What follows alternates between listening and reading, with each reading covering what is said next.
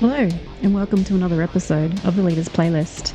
I'm your host, Renee Craven, and today Dave Clifford and I are talking about the book The Culture Map by Erin Meyer. We hope you enjoy. Hey Dave, how are you? I'm good. How are you, Renee? I'm good, thank you. It's been a while. It has We been, have been reading, we just haven't been podcasting.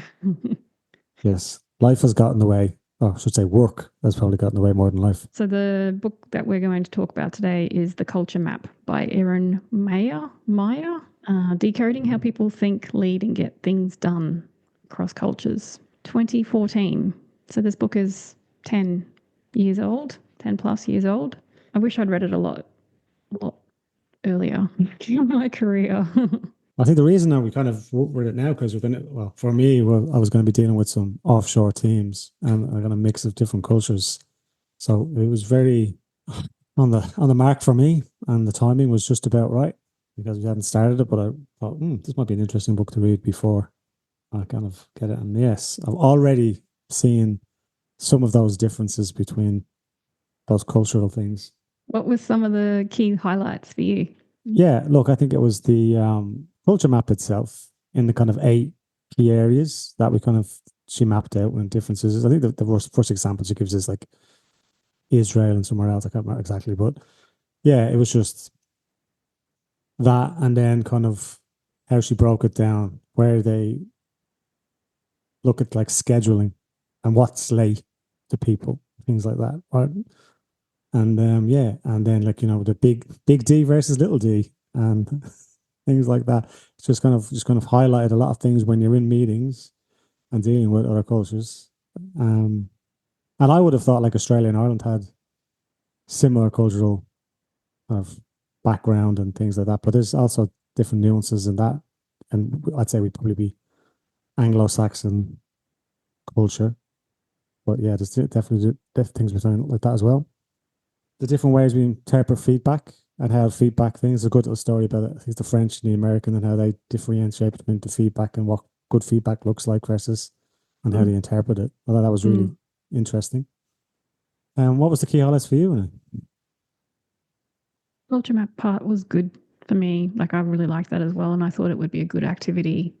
When you're kicking off a team, especially when you've got multiple cultures within your team, just to see where everybody is. And I thought that would be a good way to start to form your social contract, to see how each person, what their natural state is, I guess, when it comes to communication and collaboration and all of those sorts of things.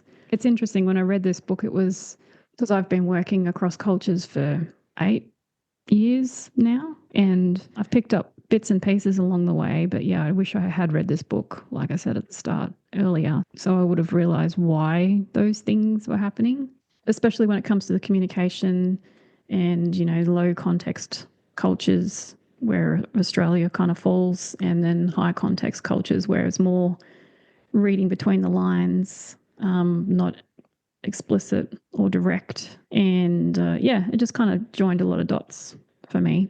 It's an awesome book for anyone who facilitates or looks after teams, whether they're a scrum master or a team leader kind of person, to just understand how each person is different because of where they're from or the environment that they've grown up in, the culture they've grown up in. Yeah, those high context things. It's something said, but it's not. What it's what's not said is probably more what's what they're trying to communicate.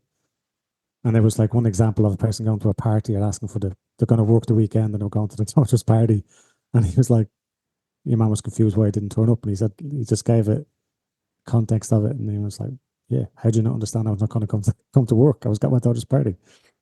Um, yeah, and that's the key thing. I would love to run it a retro with it at the moment, with the teams, just to see the teams I'm working with, just to see how the differences are. As like I said, I can always pick up some of the things already in terms of that leading from distance and um, how people formulate decisions and when the best time to make a decision is, and feedback. How people interpret feedback is probably the main thing.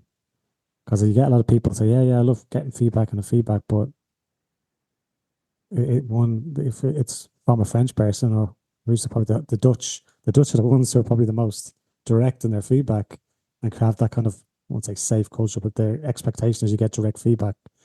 It'd be interesting to get a Dutch person into the team with kind of what I've got at the moment, like a mixture of Australians. We got Irish, we got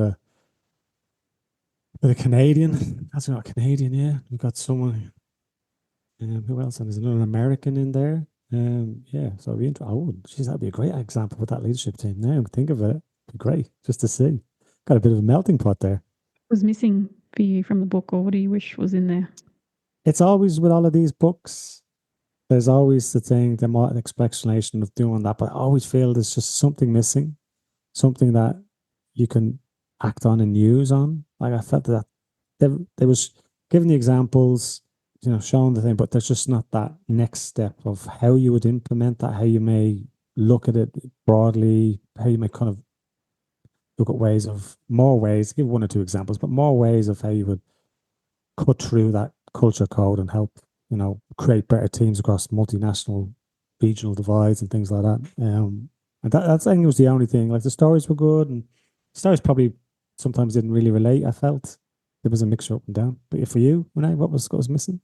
Back when it was written in 2014, remote teams, online working, all of that sort of thing wasn't a thing. Whereas now it is. We've got tooling to support those online conversations and collaboration and things like I think the book could be some stuff added to it or refreshed to bring that into it. The other thing I found was, Australia was missing off some of the examples, and sometimes Australia, when it was there, it was placed somewhere, and I didn't always agree with where it was placed. And I think Australia's a really big place, and it depends where you come from as to, like, there's many different cultures within Australia itself. But the general underlying current and message of the book I thought was really good. Kind of picked up on two interesting points there. You got Australia with the size of it, right? Where then you look in Europe, so many countries in a kind of close proximity. So you look, Holland and France, right? Completely different context and how to take feedback and the things. And so you're probably right. Australia would be an interesting study to look at, given the size of it and kind of the isolation of some of those cities to each other compared to somewhere like Europe, maybe America. The other thing, as you know, is I'd wonder how we've got all those collaboration tools, we've got all those stuff, how the culture map would work based on COVID, and how would the newer version of it going? Because one of these online tools we have, the Zoom, the Teams, and that, but the context of conversations get lost, the tone, the things, all of that. You kind of miss the body language, and I wondered if that's the version 2. Maybe that's if Erin's listening, right?